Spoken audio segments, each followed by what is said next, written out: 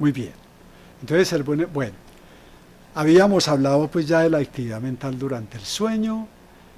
Bueno, y otra cosa interesante es la renovación de experiencias en el cerebro. Oigan bien, también se está investigando en el cerebro los detectores de situaciones novedosas que permiten, digamos, que la motivación del sujeto sea captada en actividades concretas. Miren algo interesante, en esto el neurotransmisor dopamina tiene algo que ver. Por ejemplo, cuando una clase está muy monótona y con un discurso muy horizontal y muy aburridorcita, los estudiantes empiezan a habituarse. ¿Qué significa habituarse? Que empieza a declinar el nivel de atención. En cambio, cuando a través, digamos, de las analogías, de los ejemplos y de la participación, el profesor los deshabitúa, ¿sí? Entonces entran en otro nivel de atención y en otro nivel de concentración. Bueno. Por eso es que la cantaleta no sirve, porque se habitúa y uno ya no aprende. Sí. Amplíeme pues eso, Sofía. ¿Qué quiso? Que cuando el mensaje de la mamá es muy repetitivo, está con la cantaleta, como es el mismo tono, casi las mismas palabras, todo, el ser humano se habitúa, entonces esa información en un momento en que uno como que no oye. Permítanme, busco acá si la encuentro. Una gráfica que es muy importante.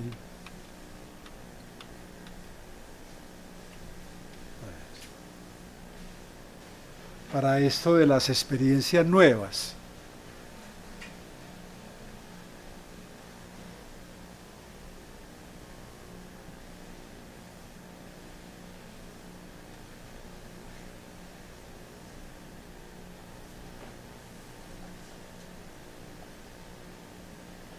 Será también por eso, Egipio y compañeros, que Sí. las clases de matemáticas, sobre todo, como los discursos, o sea, puede que los temas sean un poquito distintos, pero realmente estamos utilizando el mismo lenguaje, los mismos números, digámoslo así, enseñando los procedimientos y todo. De pronto eso es lo que se hace tan monótono para el estudiante que por eso pierde el interés, ¿será? Egipio. Claro, es que el interés decae, digamos, cuando la información no está retando el proyecto de vida del estudiante con relación a esa información que debe, digamos, asimilar o comprender. Bueno, voy a pasar entonces, quiero, no sé si se ve bien, esta gráfica que la estuve buscando durante los sueños, pero no la encontré, ¿sí? Miren las investigaciones que se están haciendo actualmente sobre el lugar cerebral, donde los sueños, si pudiéramos decir así, se representan a nivel de la región frontal. Bien interesante esa parte, allí en la parte de abajo, ¿no es cierto? La corteza frontal. Bueno, y durante el sueño entonces, de acuerdo con este investigador que es Carter, digamos, hay huellas y trazados de información que tratan de profundizarse y de grabarse a nivel de la corteza cerebral, y vamos a tener también entonces que el hipocampo también se hiperactiva durante los sueños, y también, digamos, la región visual. Bueno, y quiero que miren la gráfica de arriba. Es algo que la vez pasada se los iba a explicar, pero no tuvimos como tiempo. Miren, los tipos de memorias que se procesan en el cerebro. Miren la primera. Ahí tenemos dos estructuras muy importantes que son el cerebelo, que es una especie de microcerebro. El cerebelo es un cerebrito pequeño. Y el putamen, de todas estas estructuras, digamos, del sistema límbico. Esto tiene mucho que ver con las memorias de procedimientos. Cuando ustedes aprenden, digamos, a montar en bicicleta o etcétera, tenemos toda una interacción de estos circuitos cerebrales, pero en conexión, digamos, con la región frontal y con los sistemas de equilibrio. Miren la gráfica que sigue, ve, la amígdala, muy relacionada la amígdala con, y también digamos, todo el sistema límbico con las memorias traumáticas, sobre todo con las fobias. No decimos que ahí está localizada la fobia, no, cuidado con eso, no. Decimos que son, digamos, estructuras que se pueden activar. Miren, tan interesante la C, ¿sí? Miren el circuito hipocampo y corteza y lóbulos frontales, hipocampo y lóbulos frontales. Ese es un circuito para lo que llamamos las memorias episódicas, ¿sí? Esos recuerdos que solo tienen ustedes allá, que para evocarlos pues se necesitarían otras técnicas muy diferentes. Y miren lo que sería la memoria semántica, ¿sí? En los lóbulos temporales, el circuito lóbulos temporales y lóbulos frontales, siendo los lóbulos frontales los que activan esa información. Bueno, entonces, vistas estas cosas, pasemos rápidamente a conceptualizar la mente. Yo creo que ahí nos vamos a entretener un poquito más. ¿Cuánto tiempo tenemos? Bueno, las 7, vemos esa partecita y para que vayan a los talleres o... Bueno, muy bien. Porque la mente es un tema bastante amplio, entonces querido no lo... Vamos a introducirlo. ¿Sí? Bueno. Entonces la mente no es una sustancia, ¿sí? Es un producto emergente de la actividad del sistema cerebro-mente en un contexto, ¿sí? En un contexto social, en un contexto cultural, etc. Bueno, perdónenme, sí, aquí bien. Voy a tratar de ser como bien conciso en esto porque es bastante amplio. Entonces, la mente es un constructo, es decir, no existe, pero nos inventamos un concepto para poder explicar cosas tan maravillosas que nos ocurren a nosotros. Y decimos que la mente es un constructo conceptualizado como un sistema vivo y funcional de ensayo y error. ¿Qué significa eso? Es decir, este sistema vivo y funcional está continuamente activado en los organismos dotados de movimiento para procesar información, para aplicar esa información y también para crear mundos posibles. ¿Y qué significa de ensayo y error? Miren, ensayo significa que nuestra mente es básicamente rebuscadora, ¿sí? La mente es por principio escéptica, y eso en griego ¿saben qué significa? Investigadora, ¿sí? Nunca está totalmente conforme y satisfecha con lo que conoce. Por esto, la mente nos enseña a vivir, y vivir es aprender, y la vida es ese proceso de búsqueda de conocimiento, es decir, un andar siempre de manera activa. Ese ensayo constante en todas direcciones es lo que nos permite evolucionar, lo que nos permite cambiar. Y no es una espera pasiva, es un afrontar riesgos, así parezcan una equivocación. El entorno le está lanzando a la mente desafíos continuos y es de cara a la superación de esos problemas que logramos nuestra transformación. Ustedes han oído hablar de fósiles vivientes que llevan millones de años sin cambiar, inclusive lástima, también los seres humanos hay veces caen bajo esa ley tan fatal. ¿Por qué? Porque como han vivido en nichos ecológicos óptimos, no ven la necesidad de cambiar, ¿sí? Entonces, este aprendizaje de la mente por medio del ensayo y del error es una aventura muy diferente al aprendizaje por repetición.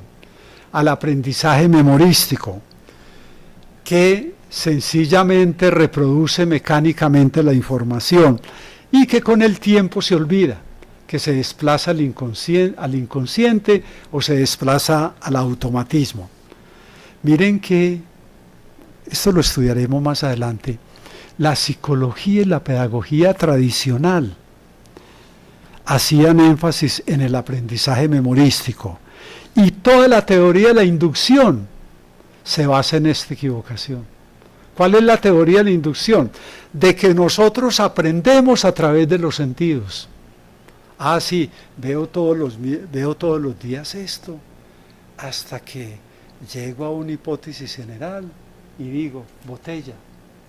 No, no es así, ¿sí? Es decir, la teoría, el aprendizaje no depende de la inducción, no depende de la información externa, totalmente, absolutamente, sino que depende también de la actividad. Eso es bien importante, pues, especificarlo, y más adelante lo trabajaremos, ¿sí? Es decir, en lugar de aprender memorísticamente, debemos aprender vía ensayo y error. Bueno, igualmente, esta es bien interesante la que sigue. La mente es conceptualizada como un sistema funcional vivo, polivirtual. ¿Qué significa polivirtual? Mire, unas veces es automático.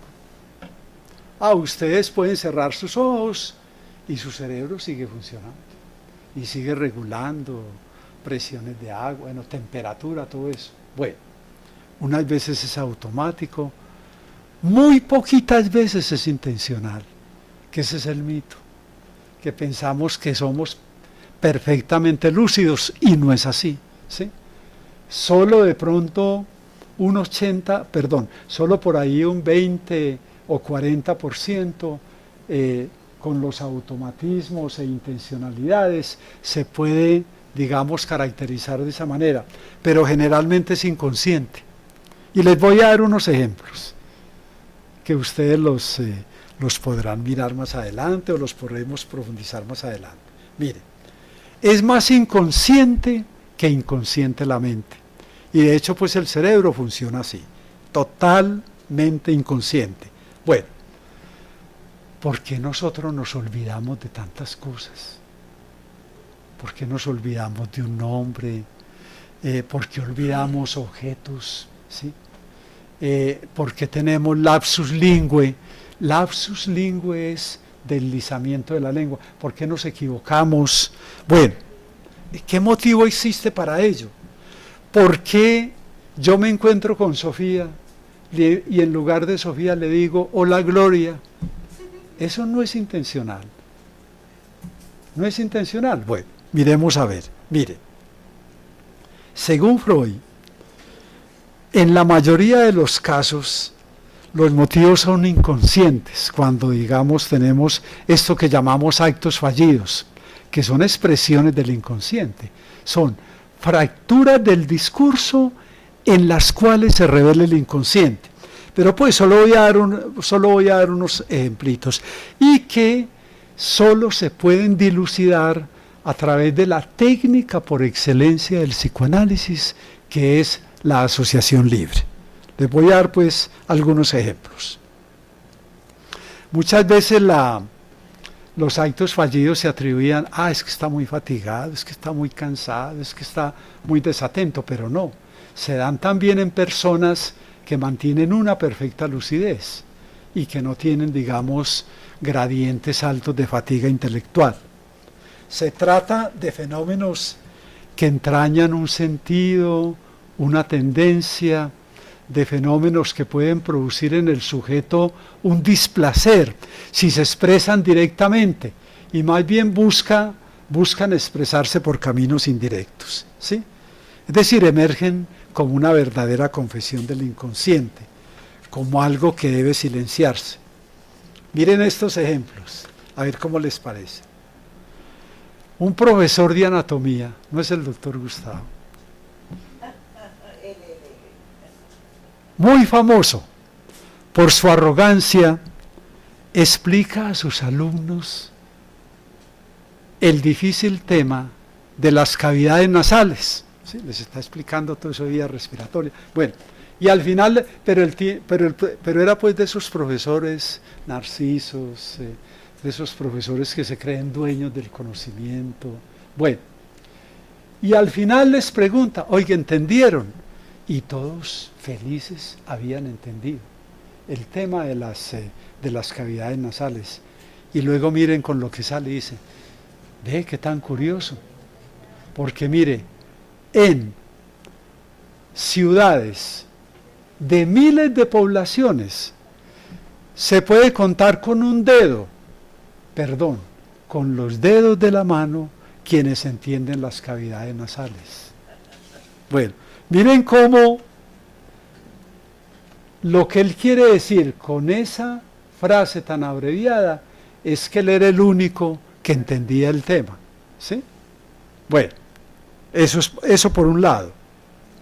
Muy bien, miren otro ejemplo. Una persona con características muy fóbicas habla acerca de su manera prevenida de enfrentar la vida. Y entonces, cuando está conversando con el analista, le dice, le lanza semejante frase, le dice, yo soy un hombre prevencido, en lugar de decir un hombre prevenido. Cuando con el analista analiza la asociación libre, encuentra que ese prevencido significa derrotado, y ese pre significa derrotado desde mucho antes, ¿sí? Y luego, cuando hace la asociación libre con el analista, encuentra que ese pre significa que desde la infancia, ¿sí?, había a través del hogar tenido, digamos, encuentros muy desfavorables para su autoestima, que habían favorecido, digamos, la producción de la fobia o de la neurosis. Bueno, ahí hay pues algo inconsciente que es bueno mirarlo. Miren otro. Una persona que el día de la boda olvida el camino hacia la iglesia, o olvida el camino hacia el lugar de